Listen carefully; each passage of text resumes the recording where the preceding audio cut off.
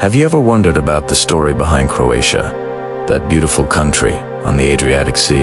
It's a place of stunning coastlines and ancient cities, but its history is just as captivating. Let's dive into the incredible journey of Croatia. From its earliest days to the nation we know today. Our story begins thousands of years ago, in the Neolithic period. The area that is now Croatia was home to various cultures, like the Starzevo and Vuvedal cultures. Imagine people living along the fertile river valleys, farming, and creating distinctive pottery. As time went on, around the 4th century BC, Illyrian tribes settled here. They were skilled warriors and seafarers, controlling much of the Adriatic coast. At the same time, the Greeks were establishing colonies along the Dalmatian coast, founding cities like Isa, now known as Vis, and Pharos on the island of Iver. This brought trade, culture, and new ideas to the region. Then came the Romans.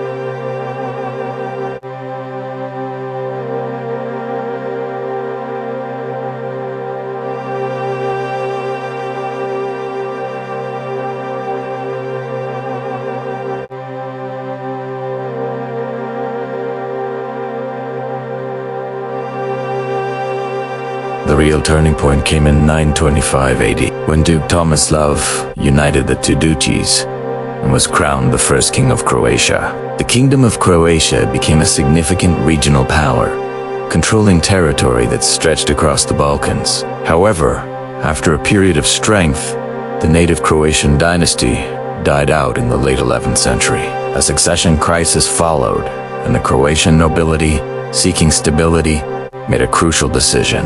In 1102, they entered into a personal union with the Kingdom of Hungary, known as the Pacta. This meant they would share a king with Hungary, but maintain their own distinct institutions, nobility, and territory. This union would last for over 400 years. During this time, Croatia faced threats from the expanding Venetian Republic, which sought control over the lucrative coastal cities, and later, the formidable Ottoman Empire.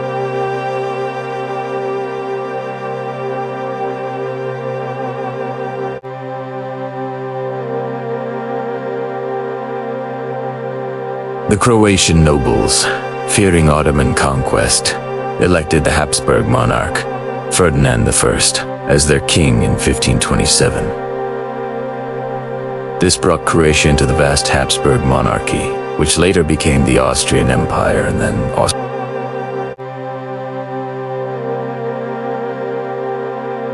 Life under Habsburg rule was a constant struggle. Large parts of Croatian territory were under Ottoman control, and the remaining lands were organized into the military frontier, a heavily fortified buffer zone to defend against Ottoman raids. This was a tough and militarized existence for the people living there. Despite these challenges, Croatian culture and national identity continued to develop.